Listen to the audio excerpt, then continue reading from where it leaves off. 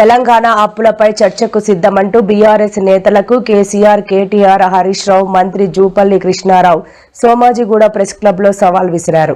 తన లెక్కలు తప్పైతే పదవులకు రాజీనామా చేస్తానని, మరి బీఆర్ఎస్ నేతల లెక్కలు తప్పైతే పార్టీని రద్దు చేస్తారా అని ఆయన ప్రశ్నించారు. కేసీఆర్ ప్రభుత్వం దిగిపోయే నాటికి రాష్ట్రంపై 8,21,651 కోట్ల అప్పుల భారం మోపి అసెంబ్లీలో అబద్ధపు లెక్కలు చెప్పారని జూపల్లి విమర్శించారు.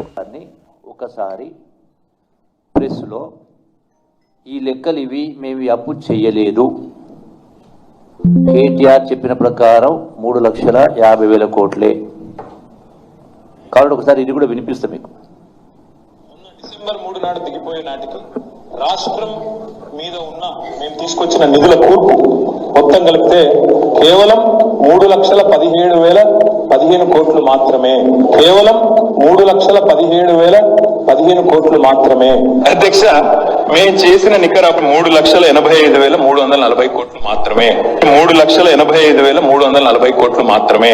మా 10 ఏళ్ల పాలనలో తెచ్చిన అప్పు 4,26,490